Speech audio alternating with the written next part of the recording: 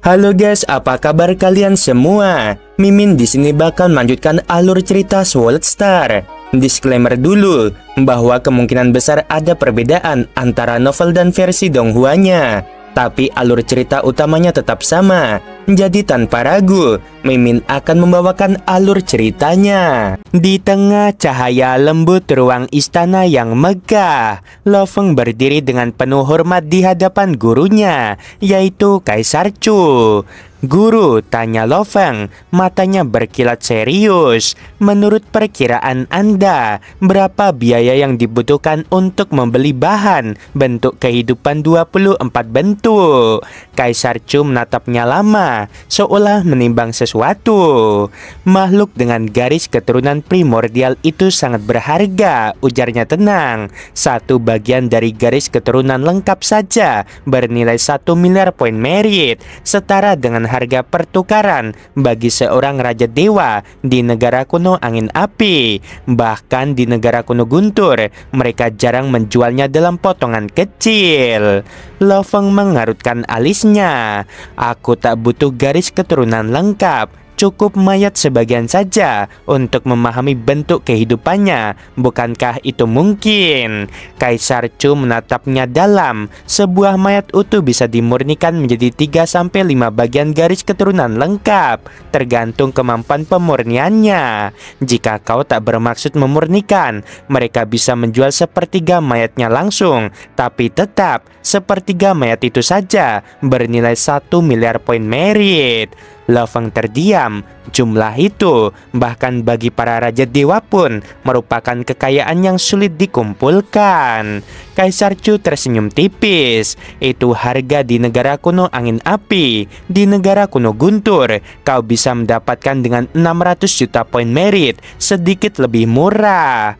Lo Feng menghela napas dan menunduk. Aku mengerti. Sepertinya semuanya masih jauh dariku. Untuk saat ini, aku belum mampu membelinya. Setelah beberapa saat, Kaisar Chu mengulurkan tangannya. 2 botol hitam berkilau muncul. Di dalamnya tampak cairan yang berputar lembut berwarna 5. Ini, katanya, obat harta karun 5 warna. Simpanlah dengan baik. Lo Feng menatapnya tak percaya. Guru, ini bernilai 20 juta poin merit. Saya bahkan belum menyiapkan pembayaran. Tidak apa, berikan saja padaku kapan kau sudah siap. Nada Kaisar Chu acuh tak acuh, namun matanya menyiratkan keyakinan. Lo Feng menunduk dalam-dalam. Terima kasih guru.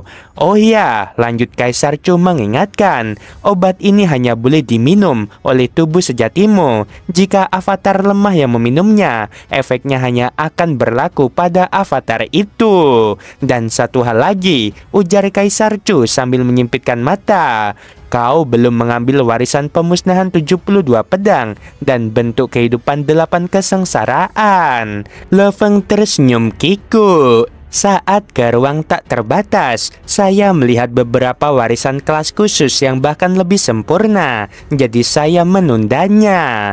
Kaisar Chu mendengus. Jangan tergoda oleh nama besar. Warisan kelas tinggi memang menggoda, tapi semakin tinggi tingkatannya semakin sulit dikuasai, dan semakin banyak poin hadiah yang dibutuhkan. Ia menatap jauh seolah menembus batas ruang. Untuk bagian alam kedua dari warisan kelas khusus saja, kau butuh 3.000 poin hadiah. Untuk alam tertinggi 60.000. Bahkan jika kau membuka dao agung baru yang menembus alam pertama Raja Dewa, kau hanya akan mendapatkan 10.000 poin hadiah. Nada suaranya dipenuhi rasa getir dan kebanggaan seorang yang sudah melihat segalanya. Lo Feng mengangguk pelan. Murid mengerti. Aku akan segera mengambil kedua warisan itu.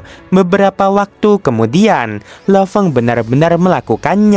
Ia menukarkan warisan pemusnahan 72 pedang dan bentuk kehidupan 8 kesengsaraan, serta menyerahkan harta senilai 20 juta poin merit kepada gurunya. Kaisar Chu hanya tersenyum tipis ketika tahu harta itu berasal dari domain mimpi. Beberapa hari setelahnya, di Menara Bintang, di ruang tenang kediaman kota Huyang, tubuh ilahi sempurna Lo Feng berdiri tegak, menatap botol hitam di hadapannya. Obat harta harta karun 5 warna. Mari kita lihat sehebat apa khasiatnya. Ia membuka gabus botol, cairan berputar keluar, memancarkan cahaya 5 warna, dan samar-samar membentuk bayangan seekor binatang sektor, makhluk purba yang auranya mengguncang jiwa. Tanpa ragu, Lo Feng menegaknya. Sekejap kemudian, tubuh Lo Feng bergetar hebat, seolah alam semesta meledak di dalam dirinya. Kekuatan mengerikan meluap menyelimuti tubuh dan jiwanya. Ini luar biasa, serunya. Matanya berkilat penuh keterkejutan. Ia dapat merasakan jaringan pembuluh darah baru tumbuh di dalam tubuhnya, sebuah kerangka energi misterius yang memperkuat tubuh ilahinya. Kecepatan dan kekuatannya melonjak tajam.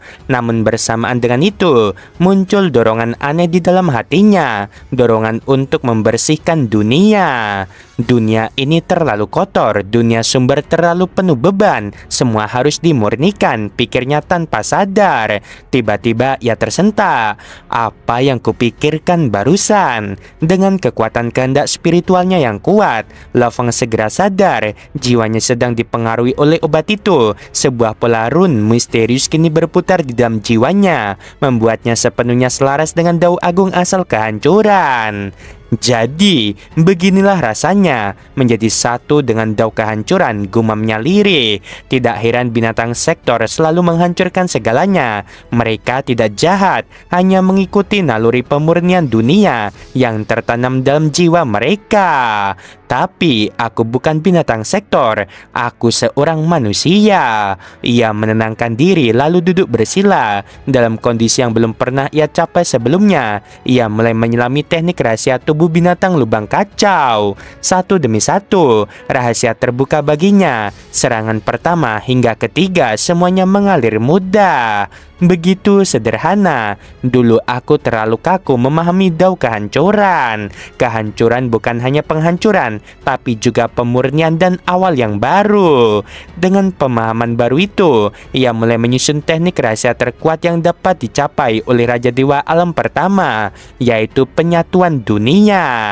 Waktu mengalir diam-diam. Lo Feng terus tenggelam dalam kultivasi. Tubuh dan jiwanya menyatu dengan kekuatan kehancuran.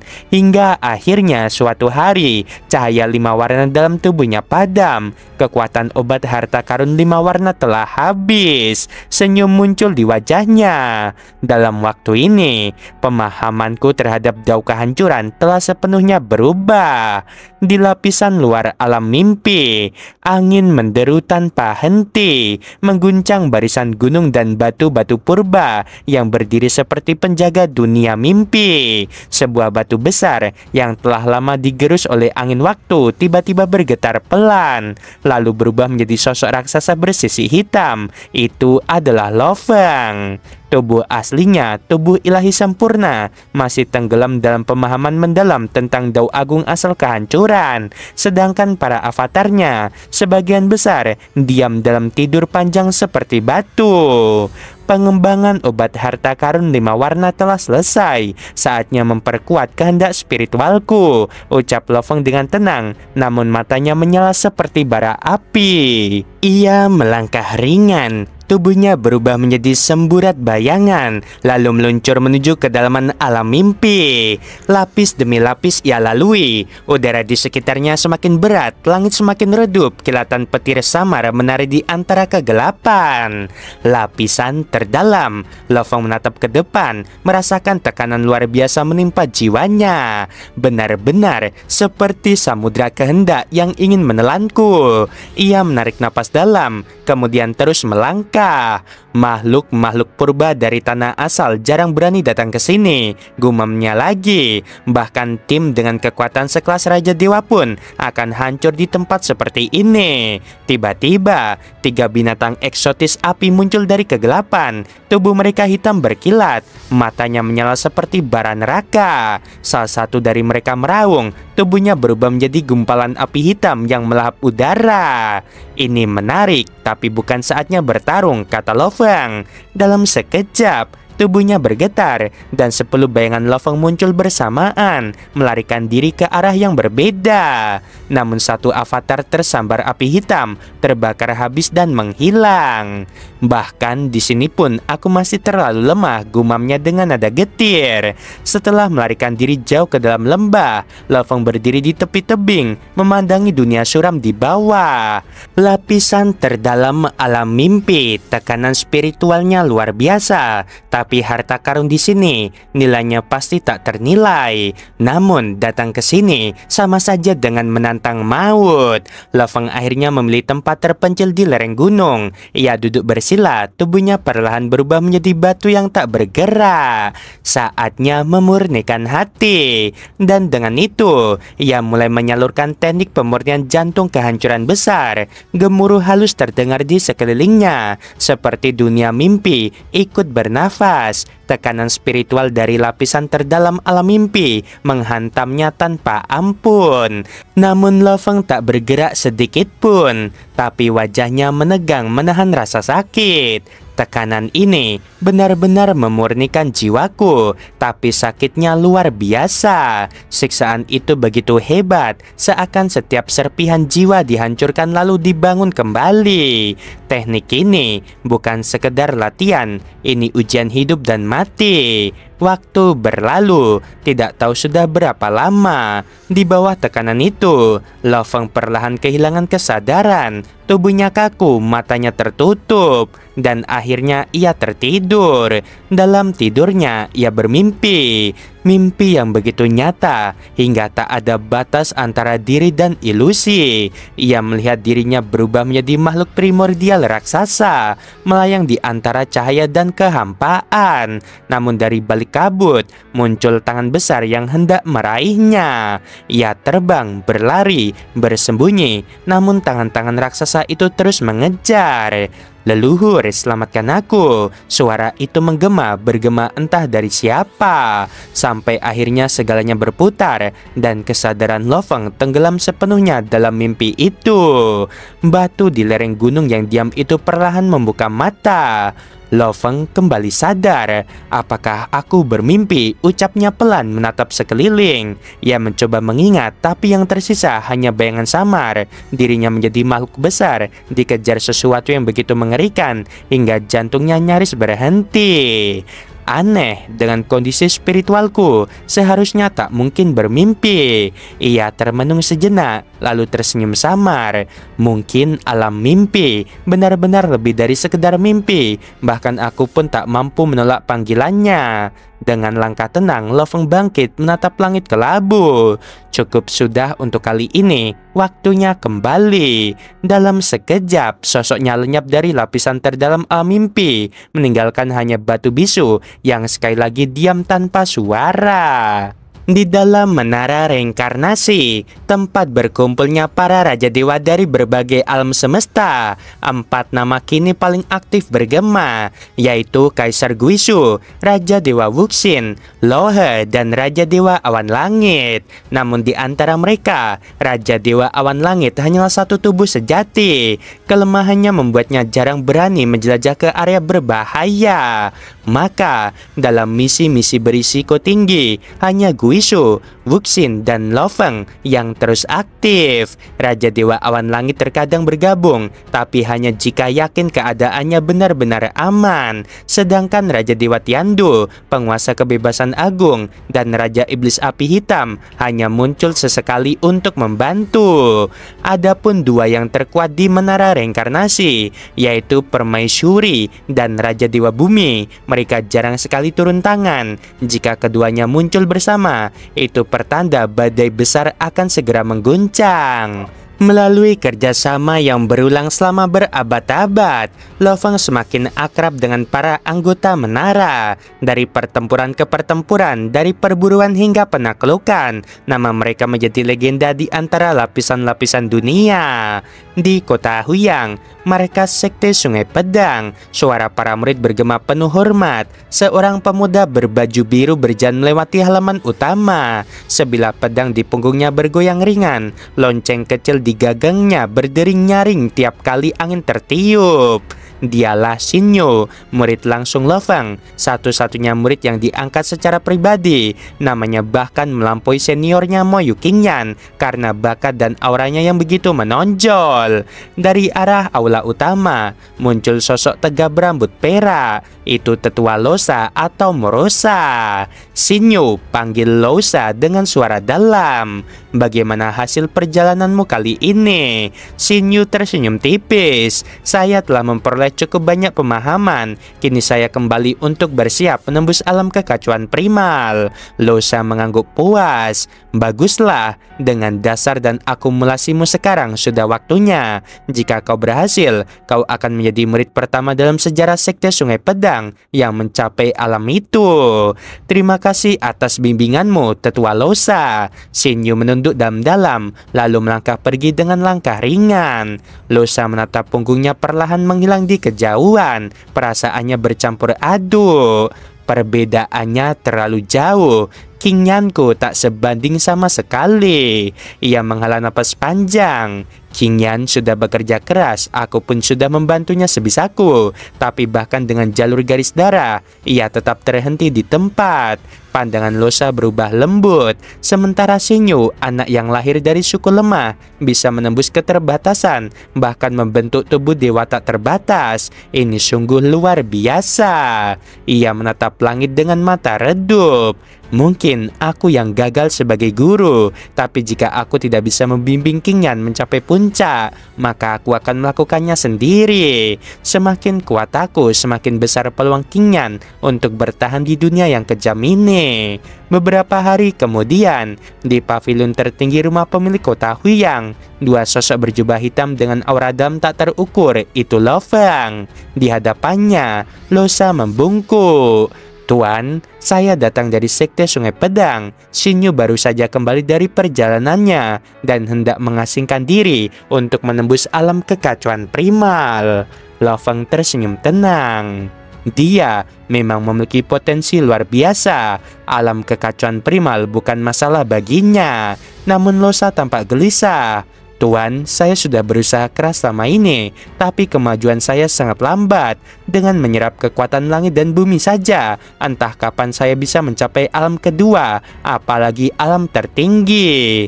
Lo Feng menatap pelayannya itu dengan lembut, mengerti maksudnya. Jangan terburu-buru, semua butuh waktu. Saya tidak takut menunggu, jawab Morosa. Tapi hanya ketika saya kuat, barulah saya bisa benar-benar melindungi murid-murid dan membantu Anda. Lo Feng tersenyum samar. Akan ada kabar baik sebentar lagi. Persis seperti yang kau pikirkan. Sekarang fokuslah pada kultivasimu. Morosa membungkuk dalam-dalam. Beberapa hari berlalu, sebuah pesan rahasia datang dari Raja Iblis Api Hitam. Di dalam menara reinkarnasi, di tengah pusaran api hitam yang berputar, muncul sosok gagah dengan pola api menyala di wujudnya. Lauhe, serunya penuh semangat. Aku membawa kabar yang sudah lama kau tunggu. Lo Feng menatapnya waspada. Apakah kabar dari negara kuno Guntur? Itu benar. Raja Iblis Api Hitam tertawa puas. Setelah 3 tahun menyusup dan bernegosiasi, aku berhasil mendapatkan 1/10 bagian tubuh makhluk garis keturunan primordial 24 wujud yang kau inginkan. Lo Feng tercengang. Apakah kau serius? Ya, aku serius, tapi hanya 1/10 tubuhnya. Garis keturunan primordialnya sudah diekstraksi sebagian. Meski begitu, kekuatan yang tersisa masih sangat besar. Berapa kau inginkan sebagai gantinya? Tanya Lo Feng langsung. 300 juta poin merit, jawab Raja Api Hitam sambil tersenyum. Seharusnya itu masih dalam batasmu. Lo Feng mengangguk tanpa ragu. Tentu saja. Baik, aku akan mengirimkannya langsung ke kota Huyang untuk pertukaran, kata Raja Iblis Api Hitam.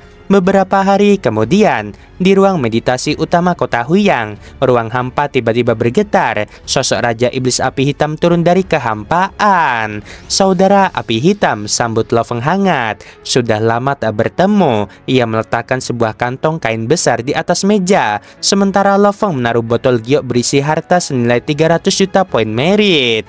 Kau boleh memeriksanya. Lofeng membuka kantong itu. Sebuah ruang dimensi terbuka, memperlihatkan ekor raksasa sepanjang miliaran mil, setengah kuku bersisik sebesar gunung, serta potongan otot dan darah yang masih berdenyut lemah, memancarkan aroma kekuatan purba. Ini luar biasa, gumam Lofeng. 1/10 tubuhnya memang kecil, tapi untuk penelitianku itu cukup, kata Raja Iblis Api Hitam sambil tersenyum. Kau sudah membayar terlalu banyak sebenarnya. Untuk bantuan sebesar ini, tak ada yang disebut terlalu besar, jawab Lofeng. Tanpamu, aku tak akan pernah bisa mendapatkan bahan ini. Raja Iblis Api Hitam tertawa. Kau ini selalu sopan, Lauhe.